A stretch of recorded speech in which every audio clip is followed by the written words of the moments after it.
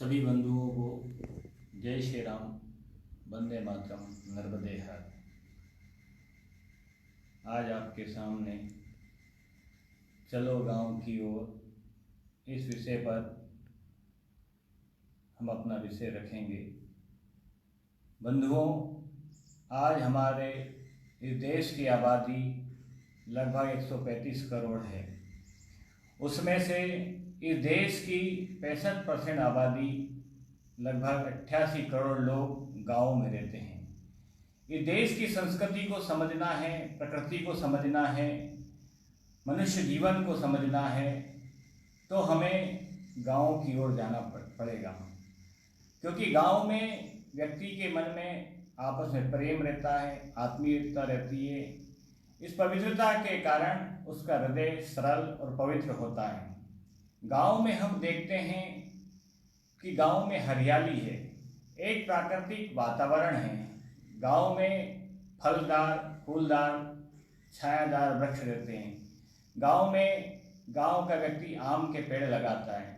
यानी गांव में हर समय, हर सीजन में ऐसे फलदार पेड़ लगे रहते हैं जिससे कि गांव का व्यक्ति उनको अपने समय पर उपयोग करता रहता है। इसके कारण उसकी ह्यूमिनिटी पावर भी अधिक होने के कारण आज अपन देखते हैं कि किसी भी बीमारियों से ग्रसित नहीं होता है। फलदार, फूलदार, छायादार वृक्ष भी लगाते हैं और प्रकृति को उसने अपने धार्मिक जीवन से जोड़ रखा है। जैसे हरियाली अमावस्या है। अब हरियाली अमावस्या के दिन गांव का प्रत्येक व्यक्ति के मन में अपना गांव हरा भरा रहे, इस दिशा में वो विचार करता है, पेड़ पौधे लगाता है, छायादार पेड़ लगाता है। उसने गांव की जो संस्कृति है त्योहारों से जोड़ रखा है। जैसे वट सावित्री की पूजा करता है, तो वट सावित्री के दिन वट वृक्ष की पूजा करती है हमारी माता बहनें। आंवला नवमी के दिन आंवले की पूजा की जाती है। इसी प्रकार जितने भी वृक्ष हैं, त्रिवेणियां लगाते हैं। बड़ का पेड़, पीपल का और नीम का पेड़ की ऐसी त्रिवेणियां लगाते हैं। इसके कारण उसे परमात्मा का वास ऐसा मानते हैं। गांव में 24 घंटे ऑक्सीजन मिले ऐसे कई पेड़ रहते हैं, जिसके कारण गांव में हमेशा शुद्धता बनी रहती है, पर्यावरण शुद्धता रहता है। गांव के व्यक्ति की जीवनचर्या प्रकृति से शुरू होती है, प्रकृति के साथ पूरी होती है। वो अपने खेतों की से जुड़ा रहता है, अपने खेतों की हरियाली के लिए वो कार्य करता है, जलों का संरक्षण करता है और अच्छे कार्य करने के पहले उस भूमि की पूजा करता है। उसका प्रकृति के साथ तादात्म्य है, अपनापन है और उसके जीवन का एक अभिन्न अंग है। इसके कारण मनुष्य प्रसन्न रहता है। सीमित साधनों में भी प्रकृति के साथ वो खुश रहता है। गांव में रहने वाला व्यक्ति न्यूनतम आवश्यकता में भी अपने जीवन को अच्छे से जी सकता है, वो संतोषी रहता है। उसका मूल कारण है कि वो प्रकृति के बीच में रहता है। प्रकृति के साथ उसका तादाद होने के कारण आज के घरों के आगे पेड़ लगे रहते हैं। व्यक्ति गर्मी के समय में या अन्य खाली समय में अपने पेड़ों के नीचे, वो चौपालों के बीच में अच्छे कार्य करता रहता है। इस प्रकार का प्रकृति के बीच में उसका जीवन रहता है। अगर देखा जाए तो इसी प्रकृति से जुड़ी हुई उसकी एक संस्कृति रहती है। व्यक्ति प्राकृतिक संस्कृति के अंदर जीवन जीता है, सांस्कृतिक वातावरण रहता है। वो अपने पुरखों की अनादि काल से चली आई संस्कृति उसको जीता है। वो हर मांगलिक कार्यों पर शुभ्र वेश पहनता है, अपने पुरखों की पूजा करता है। अन्य इस प्रकार की संस्कृति जो अनादि काल से चली आई है, जैसे कि वो अन्य धार्मिक आयोजन करता है, उसमें भगवान की पूजा करता है, उसके पुरखों के बताए हुए मार्ग पर चलता है। घर की जो परंपरा है, घर का वातावरण अगर अपन देखें तो घरों में सांस्कृतिक प्रतीक चिन्ह बने रहते हैं जो हमेशा याद दिलाते रहते हैं।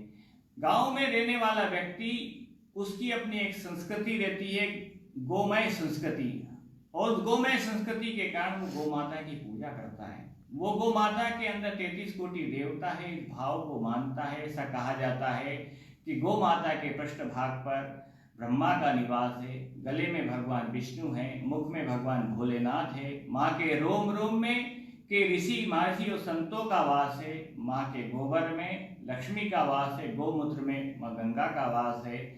ऐसा वो मानता है। गाय की पीठ पे हाथ घुमाने से व्यक्ति का बीपी ठीक होता है, सींग पे हाथ घुमाने से क्रोध शांत होता है, और अपने नवजात शिशु को गौ माता का दूध पिलाता है, क्योंकि गौ माता के दूध में ह्यूमिडिटी अधिक होने के कारण उसके अंदर रोगों से लड़ने की क्षमता का विकास होता है। गाय के गोबर, जब भी कोई मांगलिक कार्य वो करता है तो गाय के गोबर से अपने घर को लिपता है, गोमूत्र का छिड़काव करता है, और गाय के कंडे पर गाय के घी से हवन करता है, जिससे अधिक मात्रा में ऑक्सीजन निकलती है। ऐसी प्राकृतिक जो हमारी गौमय संस्कृति है उसको वो जीता है। गौ माता के साथ उसका तादात्म्य है, इसलिए वो अपना धन भी गोधन मानता है। दीपावली के समय वो गौ माता की पूजा करता है। इस प्रकार की वो गौमय संस्कृति में जीने वाला हमारा समाज एक संस्कार युक्त परिवार में रहता है। उसके परिवार में पुरखों के जो पीढ़ी दर पीढ़ी संस्कार दिए जाते हैं, हमारे यहाँ व्यवस्था है कि दादाजी अपने पोते को लेकर के मंदिर में ले जाते हैं, धार्मिक भावनाओं के बारे में उसको बताते हैं, महापुरुषों के जीवन के बारे में बताते हैं, उससे मांगलिक कार्यों में गौ माता की पूजा कराते हैं, कन्या भोजन करवाते, कन्या का पैर पूजन वो करवाते हैं। उसके बाद में अन्य ऐसे त्यौहार हैं, जैसे बड़ों, जब भी घर में कोई बड़े आते हैं उनको पैर छूने का कहा जाता है। तो ये संस्कृति और जो 16 संस्कार हमारे यहाँ दिए जाते हैं, कहते हैं बाल मन पे जो संस्कार डलते हैं वो अमिट होते हैं। बालक अपने बाल्यकाल से ही इन संस्कारों में जीता है, ऐसी संस्कृति में जीता है। इसके कारण गांव का रहने वाला बालक अपनी उस संस्कार पद्धति को हमेशा याद रखता है, इसलिए गांव में वो बड़ों का सम्मान करता है और अन्य जैसी बुराइयों से दूर रहता है। ऐसी उसकी अपनी वो है। गांव के जो संबंध हैं, रिश्ते हैं, ये पवित्र होते हैं। गांव में रिश्तों में एक धर्म का आधार होता है।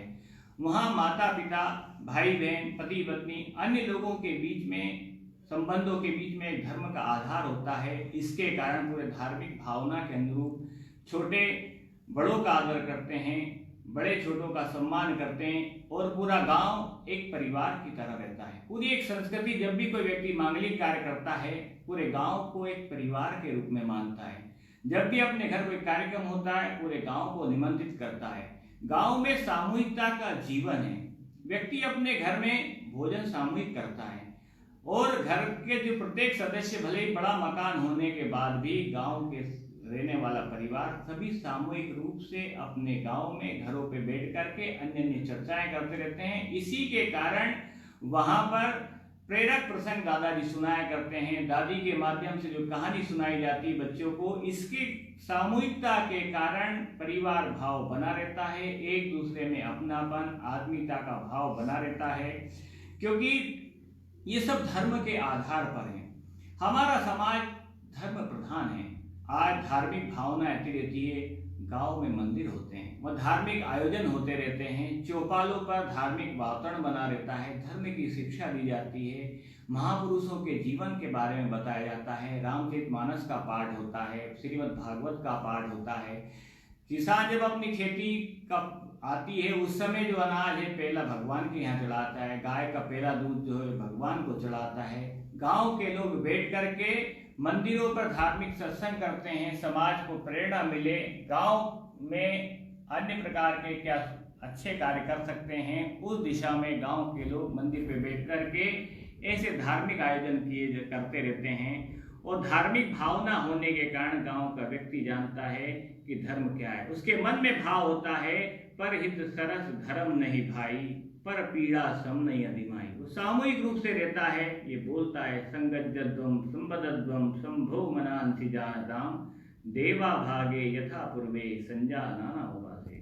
धार्मिक वातावरण के अनुरूप सामूहिक रूप से सारे कार्य वो करता है, और उसी के कारण उसके मन में ये भाव का जागरण होता है कि हम सब एक हैं। वो जानता है कि सारा ईश्वर, प्राणी मात्र में ईश्वर परमात्मा का वास है। जब भी कोई गांव का व्यक्ति मिलता है तो आत्मीयता पूर्वक वो राम राम करता है। वो जानता है कि हम सब एक हैं, सारे जगत में परमात्मा का वास है, और अनादि काल से जो चली आई हमारी परंपरा है। जैसे हर गांव में, चाहे जंगल में रहने वाला बालक हो या पहाड़ों में रहने वाला बालक हो, सबको यही सिखाया जाता है जो हमारे पुरखों की परंपरा है। हम देखते हैं कि हमारे यहाँ मंदिरों में बोला जाता है धर्म की जय हो, अधर्म का नाश हो, प्राणियों में सद्भाव न हो, विश्व का कल्याण हो। ये जो बातें हैं जिनके कारण की व्यक्ति के मानस पटल पर वहां बोला जाता है गौ माता की जय हो, जो आज भी ये संस्कार जीवित रहते हैं। इसलिए गांव का रहने वाला बालक वो जानता है धर्म क्या है, दूसरों की सेवा करना, परहित की सेवा करना ये धर्म है, बड़ों का सम्मान करना ये धर्म है, अपने कर्म को करते रहना ये धर्म है, प्रकृति की पूजा करना ये धर्म है, अपने परिवार में सामूहिकता के सम्मान के आदर के साथ रहना ये धर्म है, वो जानता है। और धर्म की जय हो, इसके लिए अधर्म का नाश होना चाहिए। तो अधर्म जैसी वस्तुएं जो अधार्मिक है, जैसे गांव का व्यक्ति व्यभिचार से दूर रहता है, बुराइयों से दूर रहता है, नशे जैसी वस्तु से दूर रहता है, जिनमें अधर्म का वास है, ऐसी चीजों का स्वतः ही उस गांव के रहने वाले व्यक्ति के मन में इन बातों का संस्कार पड़ता है, इसलिए वो अधार्मिक गतिविधियों से दूर रहता है। और उसे बाल्यकाल से ही सिखाया जाता है कि प्राणियों में सद्भाव ना हो। एक बालक अपने बाल्यकाल में जब देखता है कि प्राणी मात्र में सद्भावना की जब बातें आती है तो ये भाव उसके मन में रहता है, तो हर व्यक्ति के प्रति उसके मन में पवित्रता का भाव रहता है। वो जानता है कि हम सब एक हैं, इसलिए वो गौ माता की पूजा करता है। हर जो भी प्राणी वो पेड़ पौधे की पूजा करता है, नदियों की पूजा करता है, पत्थरों की पूजा करता है, बड़ों की, यानी सारे जगत में परमात्मा का वास है और हम सब एक हैं। तो गांव में रहने वाला समाज एक सद्भावना पूर्ण जीवन को जीता है, इन शाश्वत जीवन मूल्यों को अपने जीवन में जी करके दिखाता है। और वही बात हमारे यहाँ कहा जाता है विश्व का कल्याण हो। भारत एक ऐसा देश है, भारतीय संस्कृति ही हमें ये सिखाती है, और संस्कृति का साक्षात जीवन में जीता वो गांव का व्यक्ति वो बोलता है विश्व का कल्याण हो। वो अपने कल्याण की कामना नहीं करता है, वो विश्व के कल्याण की कामना करता है। इसी के कारण अपने गांव में रहने वाला समाज वो हमारा अपना है, गांव हमारे तीर्थ, इस भाव को जीता वो जानता है कुर्वन्तो विश्व मार्यम, पूरा विश्व एक परिवार है। इस भाव का जागरण उसके मन में रहता है। इसके कारण गांव में रहने वाले समाज में एक अपनापन है, आत्मीयता है, एक दूसरे के प्रति परोपकार का भाव है, एक दूसरे के सुख दुख में साथ रहने का भाव है। इसी के कारण गांव में, ग्राम्य संस्कृति में, हर विकट परिस्थिति में भी गांव का व्यक्ति एक सुख का अनुभव करता है। न्यूनतम आवश्यकता में भी अपने जीवन को सुखमय बनाने के लिए हर संभव प्रयास करता है। अपने पास जितना है वो मेरा अपना है, उसी भाव से वो जीता है। वो किसी दूसरे के हक और अधिकार का हनन ना करते हुए अपना जो है उसके लिए करता है। वो जानता है कर्म प्रधान विश्व करी राखा, वो कर्म पे आधारित अपना जीवन जीता है और सारा कार्य अपने साथ रहने वालों को भी सिखाता है और प्रेरणा देता है, अपने जीवन से सिखाता है। हम सुधरेंगे युग सुधरेगा, अपने जीवन से समाज को प्रेरणा देता है। ऐसी पवित्रता, आत्मीयता का भाव, प्रकृति के निकट संबंधों, संस्कार, रिश्तों और धर्म में बंधा हुआ हमारा बंधु, ये सब चीजें गांव में है। इसलिए गांव का व्यक्ति, इसलिए हमें गांव में रहना चाहिए, गांव की ओर चलना चाहिए। देश को समझना है तो गांव को समझना होगा, गांव की संस्कृति में हमें जीना होगा। शहर में रहने वाला समाज का हर वर्ग कहीं ना कहीं किसी न किसी पीढ़ी में उसका गांव से संबंध है। गांव की जब बात आती है या शहर में रहने वाला व्यक्ति भी जब अपने गांव की ओर जाता है तो उसकी बचपन की वो यादें, बचपन का वो प्रकृति के साथ उसका तादात्म्य, वो अपनापन, आत्मीयता, यही उसके जीवन को जोड़े रखने वाला भाव है। इसके विपरीत अगर अपन शहरों में देखें तो शहरों में आबादी बढ़ती जा रही है, असंतुलन होता जा रहा है, सामूहिकता का अभाव है। एक ही परिवार में रहने वाले लोग अलग अलग कमरों में रहते हैं, अपना कार्य करते हैं, अलग अलग जीवन जीते हैं। इसके कारण कई बार हमें ध्यान में आता है कि घर में रहने वाले जो बूढ़े माता पिता है उसकी ओर ध्यान से दुर्लक्ष होते जाते हैं। आज कई शहरों में रहने वाले प्रतिष्ठित समाज बंधु भी अपने माता पिता को अनाथालय में, वृद्धाश्रम में छोड़ आते हैं। इसका मूल कारण है कि जो संस्कार मिलना चाहिए, जो सामूहिकता का भाव बच्चों में मिलना चाहिए, जो बचपन से बाल्यकाल में जो संस्कार डलते हैं, वो भाव का जागरण होना चाहिए, वो शहरों में नहीं है। शहरों में व्यभिचार है, एक दूसरे के प्रति द्वेषता का भाव है, ईर्ष्या का भाव है। व्यक्ति अपने स्वार्थ में जीते जीते इतनी और अग्रसर हो जाता है कि अपने स्वार्थ के लिए कुछ भी करने के लिए अग्रसर हो जाता है शहर में रहने वाला हमारा बंधु। उसके परिणाम स्वरूप चारों ओर प्रदूषण बना हुआ है। बड़े बड़े शहर हमारे प्रदूषित, आए दिन आता है टीवी चैनलों के माध्यम से कि इस शहर में इतना प्रदूषण होता जा रहा है, और उसका मूल कारण लोगों के जीवन पर आधारित होता है। इसके कारण बहुत सारी बीमारियां हैं। व्यक्ति के मन में कष्ट है, दुखी है, निराशा है, एकाग्रता का भाव आता है। अपने अकेलेपन के जीवन जीता हुआ व्यक्ति डिप्रेशन में चला जाता है। उसका मूल कारण है कि शहरी जीवन में ना तो वातावरण, खुलेपन के पाश्चात्य संस्कृति में आदमी इतना बढ़ता जा रहा है, उसी के परिणाम स्वरूप आज वो हमारी जो मूल संस्कृति है, जो हमारे पुरखों के द्वारा इस देश की जो सनातन संस्कृति है, उससे दूर होता जा रहा है शहर का व्यक्ति। इसलिए आज हम देखते हैं कि इस कोरोना के बड़े खूब करोड़पति लोग, खूब पैसे वाले लोग अपने लिए अलग से एक फार्म हाउस बनाते हैं ताकि वो प्रकृति के बीच में सुखमय जीवन जी सके। इसलिए अपना एक अलग से एक गांव में जाकर के जमीन लेकर के बड़ा फार्म हाउस तैयार करते हैं और प्रकृति के निकट बैठ करके अपने सुख की खोज में रहते हैं। आज कई जो सक्षम लोग हैं, संपन्न लोग हैं, अपने सुख सुविधाओं के लिए मन में एक शांति मिले, इसको लेकर के शहर से दूर गांव में कहीं पर भी अपना फार्म हाउस बनाकर रह रहे हैं। उसका मूल कारण यही है कि गांव में जिस प्रकार से व्यक्ति दूषित वातावरण में रहते रहते उसके मन में विद्रोह का भाव, कष्टता का भाव, बीमारियां 50 बीमारियां घेर लेती, इससे दूर होता हुआ गांव प्रकृति की ओर जाता है। इस कोरोना काल में भी जैसे हम देखते हैं कि हजारों किलोमीटर दूर रहने वाला व्यक्ति, कोई बिहार का है तो कोई पश्चिम बंगाल का, कोई उत्तर प्रदेश का है, कोई राजस्थान का व्यक्ति हजारों किलोमीटर पैदल चल चल करके अपने गांव की ओर जा रहा था। हमें भी ये अनुभव रहा कि हमने मां नर्मदा की 137 दिन में 3500 किलोमीटर की पैदल परिक्रमा की। 8 नवंबर से लेके 25 मार्च को गुड़ी पड़वा के दिन हमारी परिक्रमा पूर्ण हुई। हजारों गांवों में हम मां नर्मदा के किनारे बसे गांवों में हम गए।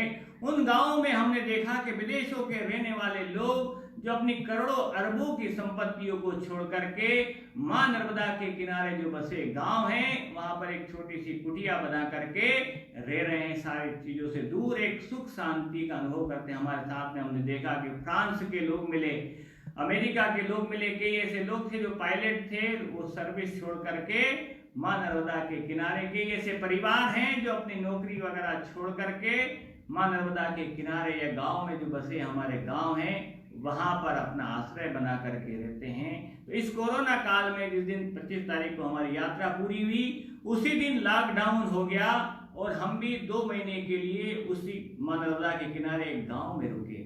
हम जहां पर रुके थे वो मुंबई आगरा हाईवे के निकट था। वहां हमने देखा कि हजारों लोग पैदल चले आ रहे हैं। जब हम उनसे पूछते हैं तो नंगे पैर, भूखे प्यासे, अपने बच्चों को सिर पे उठाए हुए लोग गांव की ओर जा रहे थे। जब उनसे पूछा तो उन्होंने कहा हमारे गांव में हमारी सब व्यवस्थाएं हो जाएगी। उनके मन में एक विश्वास था। लाखों की नौकरी का पैकेज छोड़कर वो युवा पैदल पैदल अपने गांव की ओर जा रहा था, वो मजदूर अपने गांव की ओर जा रहा था। और हमने इस कोरोना के काल में देखा कि गांव में रहने वाला समाज अपना सब कुछ लेकर के वो रोड पे जाने वाले हमारे उस समाज देवता की सेवा में लग गया। कई ऐसे किसान हमने देखे जो अपने कई कुंटल फसल, कई अनाज, ये सारी चीजें उन गांव वालों को दी। उन्होंने उनकी सेवा की, किसी ने पानी की व्यवस्था की, भोजन की व्यवस्था, किसी ने जूते चप्पल की व्यवस्था की, अन्य आर्थिक सुविधाओं का भी उनका ध्यान रखते हुए। लेकिन जाने वाले लोगों के मन में एक उम्मीद थी कि हम हमारे गांव में जाएंगे। और जिस गांव में हम रुके थे, हमने देखा कि उस गांव में जो लोग बाहर से आए, उनकी तुरंत गांव वालों ने सहयोग करके उनके रहने की व्यवस्था कर दी, राशन पानी की व्यवस्था कर दी। और पूरा गांव इस लॉकडाउन के समय गांव के व्यक्ति के मन में किसी प्रकार की ना तो बीमारी का भय था, अपने आप में एक सुख और शांति का अनुभव महसूस कर रहा था, क्योंकि उसे पता है कि हमारा गांव स्वस्थ है, यहाँ पर किसी प्रकार की बीमारी नहीं। उसके लिए वो गांव का व्यक्ति, गांव के युवाओं की टोली सतर्क थी और अपने गांव को पूरी तरह सैनिटाइजर किया, मास्क का वितरण किया, एक दूसरे को सतर्क रहकर चौपालों पर बैठकर, गांव के बुजुर्गों ने मंदिरों में बैठकर, गांव के पुजारियों ने, गांव के चौकीदारों ने, गांव की माता बहनों ने, सबने ये जिम्मा लिया। और उसका परिणाम ये रहा कि हमारे गांव इन बीमारियों से दूर रहा। और जो व्यक्ति आ रहा था उसको उसी प्रकार की सारी व्यवस्थाएं उपलब्ध कराई जिसके कारण हमारे गांव में कोई व्यक्ति संक्रमित ही नहीं हो।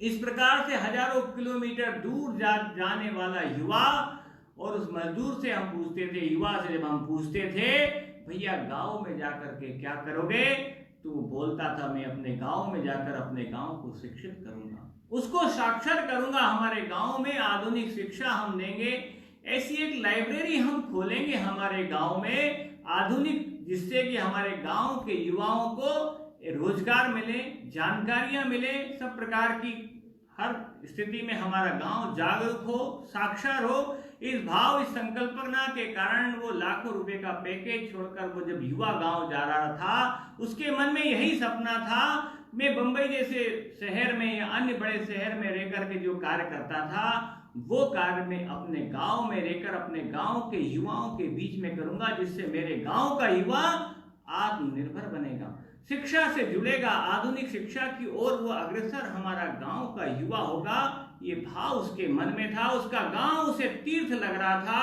और तीर्थ के भाव के युवाओं से हमने संपर्क करके ये बातें पूछी। उसी प्रकार गांव का मजदूर बोल रहा था मैं अपने गांव में जाकर जो अपनी छोटी सी खेती है उसमें अनाज उगाऊंगा, उस खेती करूंगा, उसको जैविक खेती में करूंगा, अपने बच्चों के भरण पोषण के लिए गांव में खेतों पे मजदूरी करूंगा, अपने गांव में तालाब का निर्माण करूंगा, नाले के माध्यम से पानी का संरक्षण करूंगा, अपने गांव के जो प्राकृतिक संसाधन हैं उनका सदुपयोग करके मैं अपने खेतों को, अपने गांव के, अपने परिवार के भरण पोषण के लिए, कुछ लोग जो व्यवसाय करते थे वो कहते थे हम गांव में जाकर चाहे छोटी परचून की दुकान खोल लेंगे, कर एक उत्साह, एक विश्वास मन में था। और कुछ लोग कहते थे हम अपने गांव में पुरानी जो हमारी परंपरा है, पुरानी जो हमारी पद्धति है, पहले गांव के युवा शारीरिक रूप से स्वस्थ हो इसलिए गांव में अखाड़े रहते थे, गांव का नौजवान गौ माता का दूध पी करके अखाड़ों में जाकर के अपने शरीर को सुंदर मेहनत करता था, व्यायाम करता था, इसलिए वो सुखी रहता था। फिर से हमारे गांव की अखाड़े की परंपरा हो, और ये परंपरा छत्रपति शिवाजी महाराज के समय उनके गुरुजी ने इसको समर्थ रामदास जी ने प्रारंभ करी थी। उसके परिणाम स्वरूप गांव-गांव में हनुमान जी के मंदिर बनाए, हनुमान जी के जीवन से प्रेरणा लेकर उनको अपने जीवन का आदर्श मानकर जिस प्रकार से उन्होंने ये परंपरा शुरू करी, इसी प्रकार से हर युवा के मन में भाव था हमारे गांव में हम अखाड़े खोलेंगे, हमारा गांव का व्यक्ति स्वस्थ रहे उसके लिए हम कार्य करेंगे। ये संकल्प उस युवा के मन में हमने देखा, उससे हमने चर्चा की। उसी प्रकार हमारे गांव की परंपरा थी, हर गांव की चौपालों पे संस्कार देने की व्यवस्था थी। पहले गांव में संस्कार मिले इसके लिए रामलीला का आयोजन हुआ करता था, अन्य अन्य ऐसे महापुरुषों के जीवन प्रसंग ऐसे होते थे जिससे लोगों को प्रेरणा मिले। तो कई लोग कहते थे हम हमारे गांव में जाके जो पुनः रामलीला प्रारंभ करेंगे, जिससे हमारे गांव को संस्कार संस्कृति जो आदर्श राम का था, कृष्ण का, शिव के जीवन को हम प्रेरित करें। ऐसे गांव के युवाओं के मन में यह संकल्प था कि सरकारों के द्वारा जो चलाई जाने वाली योजना है, उन योजनाओं का जो जानकारी है वो हम हमारे गांव वालों को देंगे, हमारे गांव में रहने वाला व्यक्ति को सभी प्रकार की सुख सुविधाएं मिले, वो आत्मनिर्भर बने, स्वावलंबी बने। इस भाव के जागरण को लेकर कई गांव के युवा ऐसे संकल्प को लेकर के, सभी को साथ लेने के भाव को लेकर के हम गांव में कार्य करेंगे। वास्तव में गांव में वृक्षारोपण करेंगे, गांव में हरियाली की और गांव में हम तालाबों का निर्माण करेंगे, गांव में अन्य अन्य ऐसी सुख सुविधाएं हैं, गांव की खेती हमारी बढ़े, गांव का फसल का उत्पादन बढ़े, हर प्रकार से हमारा गांव सुखी हो, इस दिशा में हम कार्य करेंगे। तो आज गांव की में हमें जाना चाहिए, गांव में रह करके हमारे गांव को का विकास हमें करना चाहिए। इन्हीं भावनाओं के साथ आज हम देखते हैं कि व्यक्ति शहरों में क्या परिस्थितियां बनती गई है। आधुनिक आविष्कार और विज्ञान के होने के बाद भी आज भी व्यक्ति अपने आप को अकेला महसूस करता है, वो अपने आप को अन्य अन्य बीमारियों से ग्रसित महसूस करता है। उसका परिणाम है कि तरक्की के साथ साथ सुकून नहीं है, जबकि गांव का व्यक्ति न्यूनतम आवश्यकताओं में अपने आप को संतुष्ट रखने का भाव इस ग्राम्य संस्कृति में है। आज हम देखते हैं कि करोड़ों की आबादी होने के बाद भी, कितने विकास होने के बाद भी शहर में रहने वाले करोड़ों लोग आज फुटपाथ पे सोते हैं, कई लोग भूखे सोते हैं। लेकिन गांव में 88 करोड़ आबादी होने के बाद भी हमारा गांव में कोई भूखा नहीं सोता है। हमारी गांव की संस्कृति के बारे में गांव की संस्कृति बारे में कहा जाता है कि यहाँ डग डग रोटी, पग पग नीर, मालव बाटी कहे गंभीर। इस प्रकार से हमारे गांव की व्यवस्था है। हम गांव की ओर चलें। गांव में सब कुछ है, गांव में प्रकृति का वातावरण, ये सारी चीजें जो बताई गई है। इसीलिए आप सभी से यही आग्रह निवेदन है कि जिन स्थितियों में आज वर्तमान में ये परिस्थितियां चल रही है कि हर तीसरे व्यक्ति में से एक व्यक्ति शहरी होता जा रहा है।